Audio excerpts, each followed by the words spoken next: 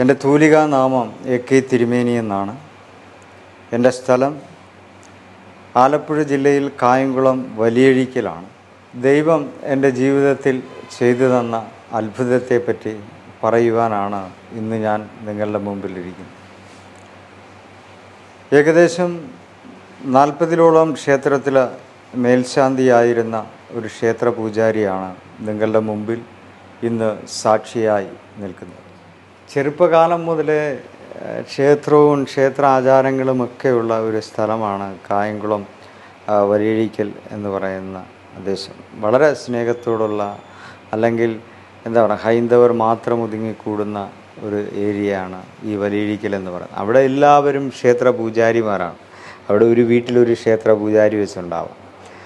അങ്ങനെ എൻ്റെ അച്ഛന് ആ സാഹചര്യത്തിൽ, ഞാൻ 10ാം ക്ലാസ്സിൽ പഠിച്ചുകൊണ്ടിരിക്കുന്ന സാഹചര്യത്തിലാണ് അച്ഛന് എന്താ പറയുക, ഇവനൊരു ക്ഷേത്ര പൂജാരിയാക്കണം എന്ന ആ ഒരു നിലപാടോടുകൂടി എന്നെ അറിയപ്പെടുന്ന ഒരു ക്ഷേത്ര പുരോഹിതൻ്റെ അടുത്ത് വിടുകയും അവിടെ നിന്നാണ് ക്ഷേത്ര എന്താ പറയുക പൂജാ പഠനങ്ങൾ ആരംഭിക്കുന്നത്.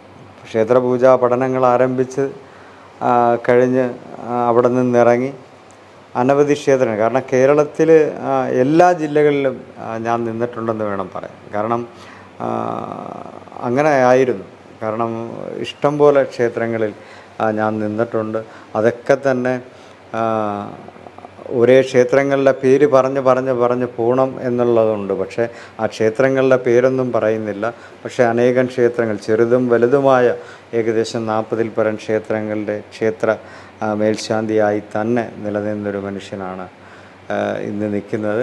അന്ന് ആ കാലത്ത് ക്ഷേത്ര പൂജയുമായിട്ട് മുമ്പോട്ട് പോയാൽ, കാരണം ക്ഷേത്ര പല സാമ്പത്തികങ്ങൾ അനേകം നമ്മുടെ കരങ്ങളിൽ വരുമായിരുന്നു. കാരണം ഒരു പരിഹാരാദി പൂജകൾ ചെയ്യുമ്പോൾ തന്നെ 25,000 30,000 രൂപയൊക്കെ അന്ന് ഞാൻ മേടിക്കുമായിരുന്നു. 50,000 രൂപയോളമൊക്കെ ഒരു ചെറിയ കാര്യങ്ങൾ ചെയ്യുമ്പോൾ നമ്മൾ കൈപ്പറ്റിയിരുന്നു. പക്ഷേ അന്ന് മേടിച്ചതിൻ്റെ പരിണിത ഫലം, കാരണം വെൻറ്റിലേറ്ററിൽ അല്ലെങ്കിൽ ഹോസ്പിറ്റലിൽ കൊടുത്തു തീർക്കേണ്ടി വന്നു. അങ്ങനെ ലാസ്റ്റ് നിൽക്കുന്നത് അഹമ്മദാബാദിലെ ഒരു ക്ഷേത്രത്തിലാണ് ഞാൻ നിന്നിരുന്നത്. അഹമ്മദാബാദ് ക്ഷേത്രത്തിൽ നിൽക്കുന്ന സമയത്താണ് എനിക്ക് രോഗത്തിൻ്റെ ലക്ഷണങ്ങൾ കാണുന്നത്. കാരണം വയറ് വേദനയാണ് ആദ്യമേ തുടങ്ങിയത്. അങ്ങനെ തൊട്ട് അടുത്ത ഹോസ്പിറ്റലുകളിലൊക്കെ പോയി കഴിഞ്ഞപ്പോൾ അവർ തൽക്കാല ശമനമെന്നോണം കുറച്ച്